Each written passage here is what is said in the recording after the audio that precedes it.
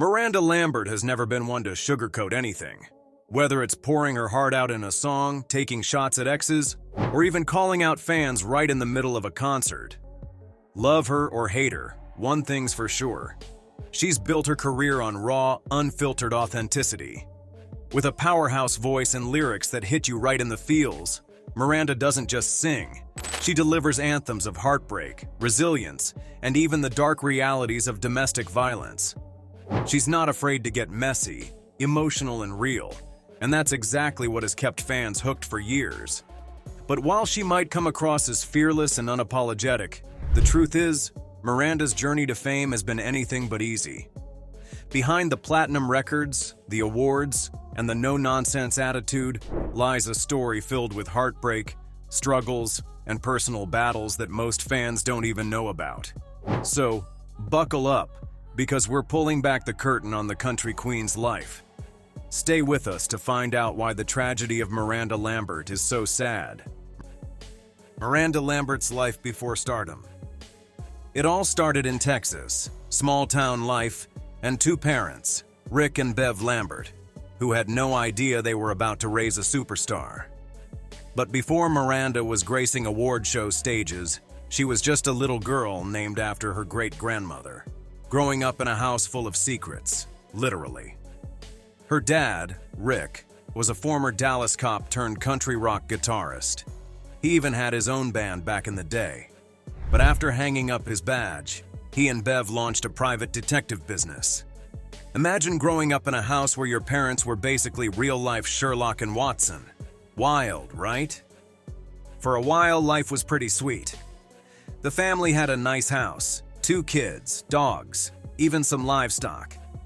But then the Texas oil crash hit, and everything went downhill fast. Work dried up, bills piled up, and before they knew it, the Lamberts lost it all. Desperate for a fresh start, they packed up and moved to Lindale, a tiny town Bev picked because she liked the school system. They rented a little farmland, enrolled Miranda in 1st grade, and tried to piece their lives back together. But while the kids and animals were adjusting, Rick was struggling. Bad. Depression hit him hard, and he'd take long trips to Dallas looking for work, only to come back feeling even worse. At one point, the family was living in a rundown, rat-infested house. Bev, being the ultimate ride-or-die mom, prayed every day, asking God for solid ground under her feet. And guess what? A few months later, an old preacher showed up, offering them a way better house for less rent if they helped fix it up. Talk about divine intervention. Now, here's where it gets really interesting. After settling in Lindale, Rick and Bev got hired by Paula Jones's lawyers to investigate none other than President Bill Clinton. For 2.5 years, they dug up dirt that was later used to subpoena Clinton. And when that paycheck finally hit, the Lamberts turned their home into a shelter for victims of domestic violence. Miranda grew up in the middle of all this chaos, and their home was always packed with people in need. She once said, "We always had tons of people at our house. It's just an old farmhouse. My friends who lived in the city had swimming pools and 4-wheelers and all that. We lived out in the country with a vegetable garden. Yet they were always going, 'Let's go to your house.' I would think, why? Now I realize that it was because at my house it was so homey. We took in just everybody." Meanwhile, in school, Miranda wasn't exactly valedictorian, but she was dedicated to the things she loved, like music. When she was 10, her dad took her to a Garth Brooks concert, and that was it. The lights, the energy, the screaming fans. It hit her like a ton of bricks. "Daddy, I want to do that someday," she told her father. Rick, being her biggest supporter, was all in. He got her a guitar and tried to teach her, but teenage Miranda had other interests: cheerleading, dancing, the usual high school stuff.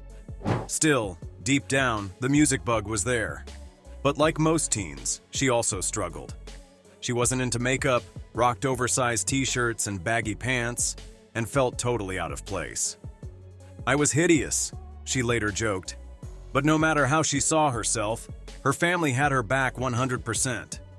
Then, at 16, she heard about the True Value Country Showdown, a huge competition for up-and-coming country artists.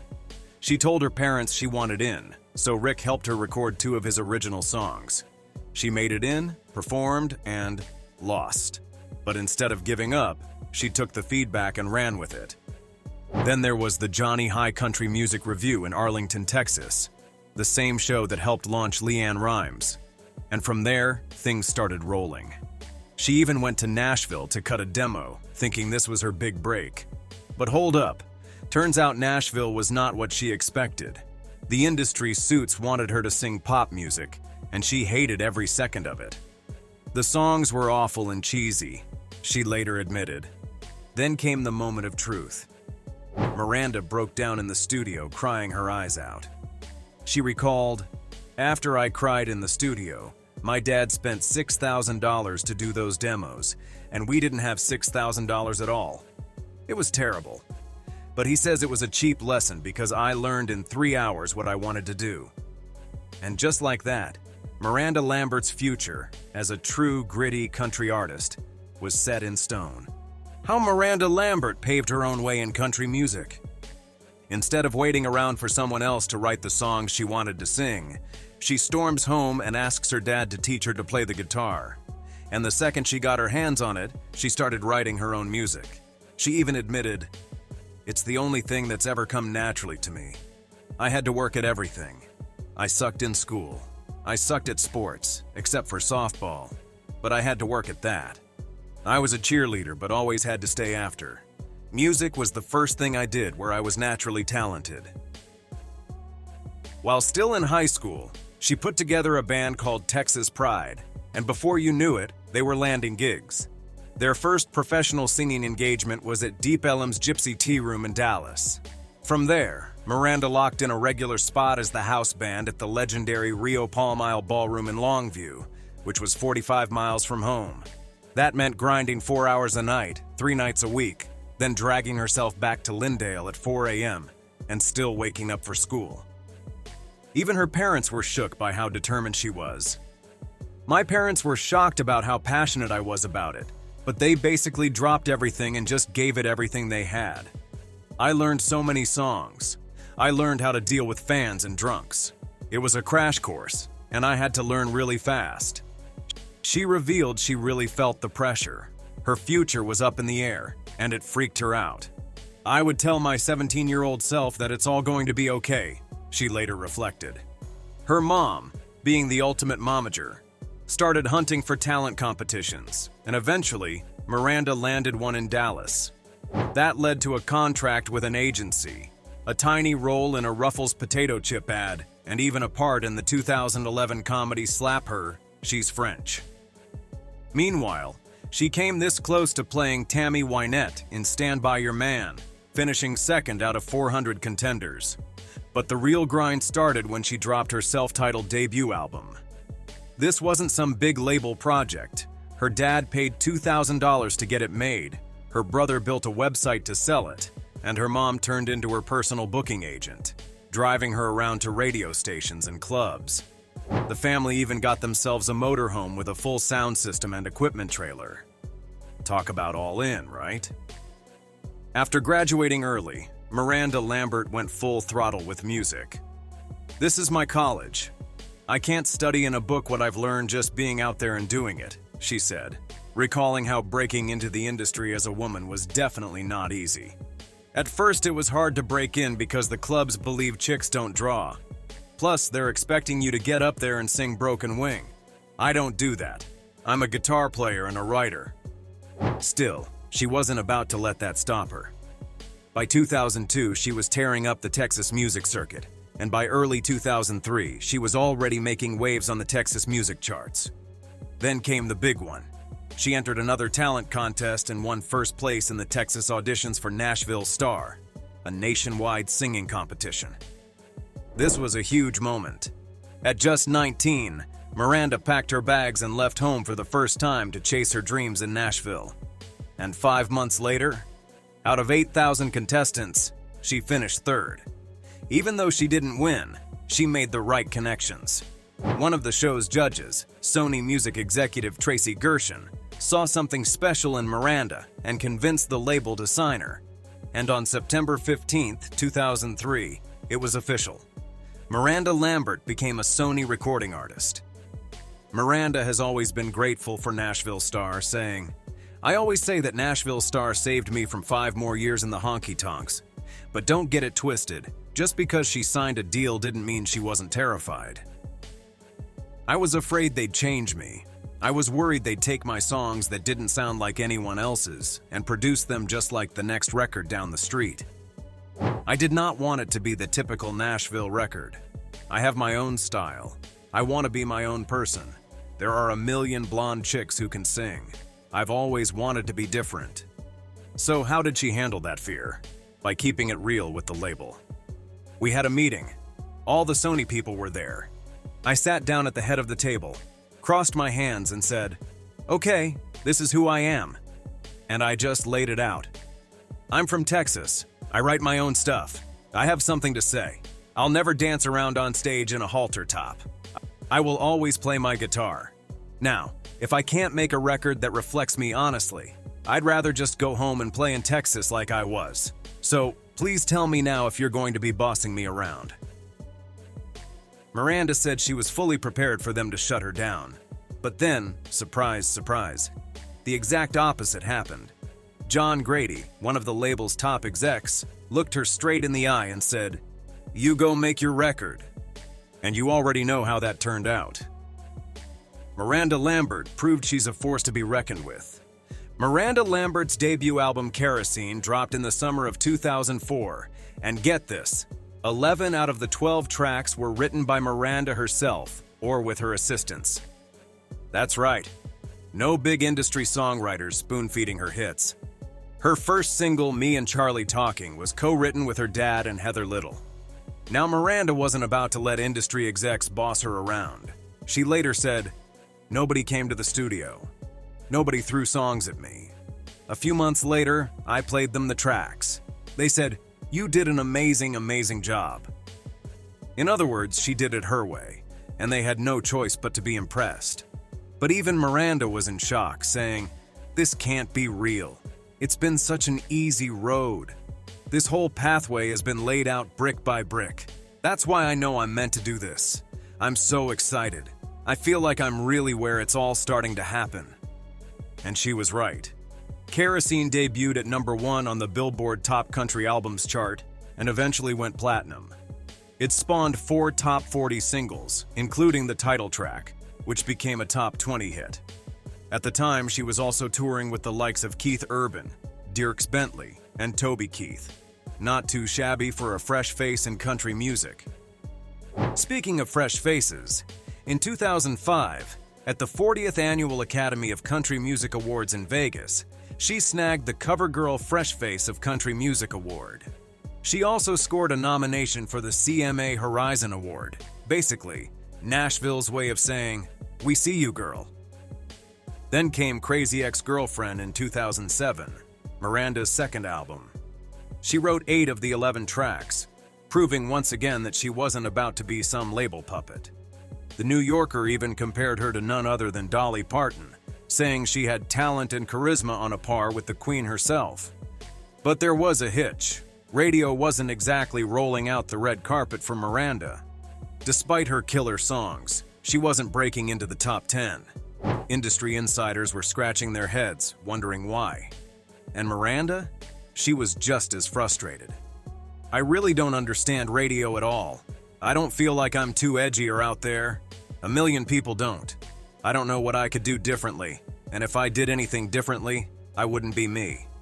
So I'm not going to, but I'm really frustrated." And here's where it gets interesting. Greg Swedberg, a big-shot country radio program director at the time, had an explanation. He admitted Miranda was one of the most talented females they had, and Crazy Ex-Girlfriend was an awfully good record.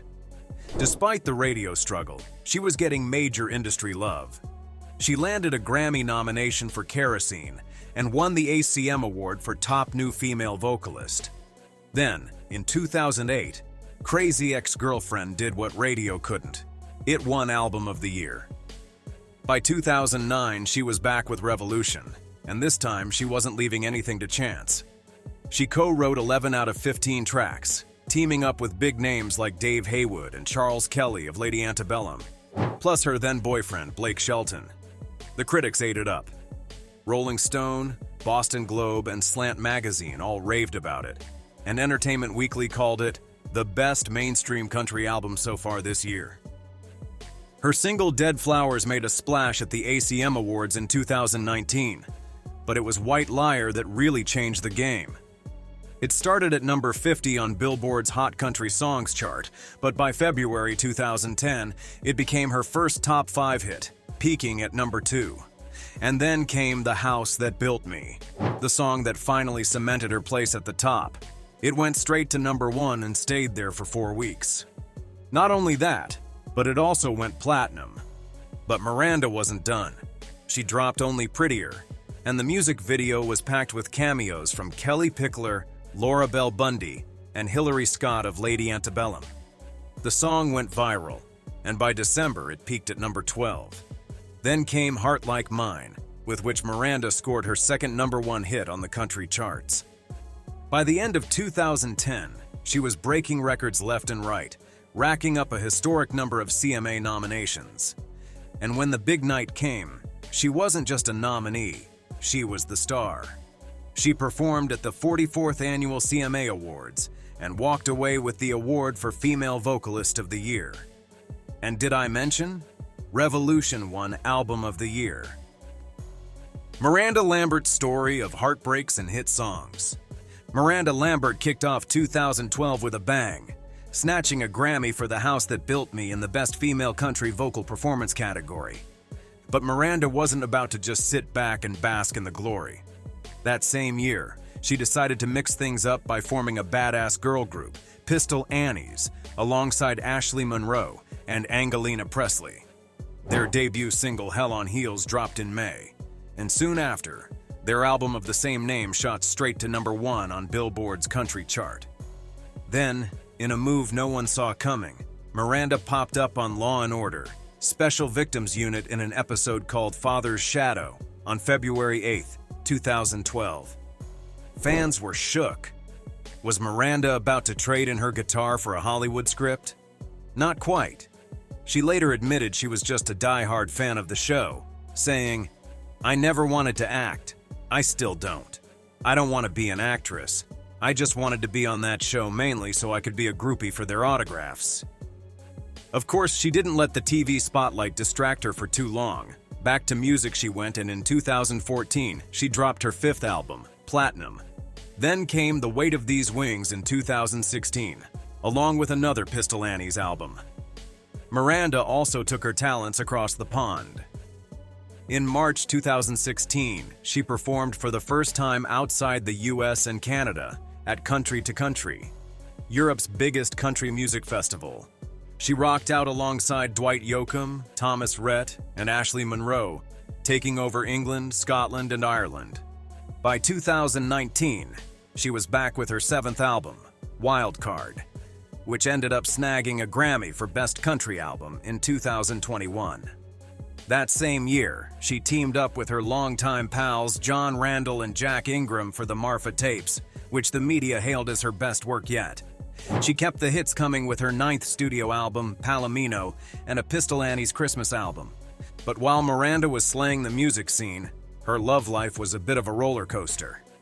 Remember her romance with Blake Shelton? Sparks flew when they met at the CMT 100 Greatest Duets concert in 2005. She even sang backup on his cover of Michael Bublé's Home, which, surprise, surprise, went straight to number 1. After dating for 4 years, Blake popped the question on May 9, 2010, right in the woods near Miranda's home in Tishomingo, Oklahoma. She was over the moon, saying, "I'm just excited to get married because I want to tell Blake I really can love him for the rest of my life, and be happy and make him happy." Fast forward to May 14, 2011, the wedding bells rang. The two tied the knot at the Don Strange Ranch in Bourne, Texas, in front of a star-studded guest list. The party went all night long. But as we all know, Hollywood love stories don't always have fairy tale endings. After 4 years of marriage, Miranda and Blake shocked the world when they announced their divorce on July 20th, 2015. Their statement was heartbreaking. This was not our image of the future, and we each proceed forward at our own pace with heavy hearts. We are actual individuals with actual lives, families, friends, and co-workers. Therefore, in light of this very private circumstance, we respectfully request your privacy and compassion. The last time they were seen together was at the Greenbrier Classic Music Series in West Virginia, and after that, it was officially over. Miranda took some time to date around, and 4 years later, on January 26, 2019, Miranda sent her fans into full meltdown mode when she announced that not only was she in a new relationship, but she had already gotten married. Brendan, a former NYPD officer, came with a little surprise: a baby from a previous relationship, born in November 2018. Yep, Miranda became a stepmom overnight to a 3-month-old baby. Talk about a plot twist. As if her life wasn't eventful enough, in 2023, Miranda dropped a cookbook called Y'all Eat Yet? Welcome to the Pretty Bitchin' Kitchen with Holly Gleason. And that wasn't the only shakeup. After 19 years with Sony Music Nashville, she walked away from the label. Then, in April 2024, Miranda announced she had signed with Republic Records and Big Loud, marking a brand new chapter in her career. And she came to slay. Her first single under the new label, Wranglers, dropped on May 3, 2024, as the lead track for her upcoming 10th studio album, Postcards from Texas. But wait, there's more. She also released a promotional single, Damn It Randy, on June 28, 2024, a song she co-wrote with none other than her hubby Brendan. Miranda has been through it all, from a small-town girl chasing dreams to a country superstar, from a heartbreak that could have crushed her, to a fierce woman who picked herself up and kept on thriving. Now she's stepping into this new chapter, and fans cannot wait to see what's next. What do you guys think of this video? Isn't Miranda Lambert's story an inspiring one? Drop your thoughts in the comment section below because we're reading everything you guys write. And if you loved this deep dive into Miranda's life, don't forget to hit that like button to let us know. It helps us keep bringing you the best celebrity gossip and behind-the-scenes stories. Want more juicy country music drama? More iconic love stories? More deep dives into your favorite stars? Tell us in the comments what you want to see next and we'll do our best to deliver them to you. Oh, and don't forget to subscribe and turn on notifications so you never miss a new video from us. We've got so much more coming your way and trust us, you won't want to miss it.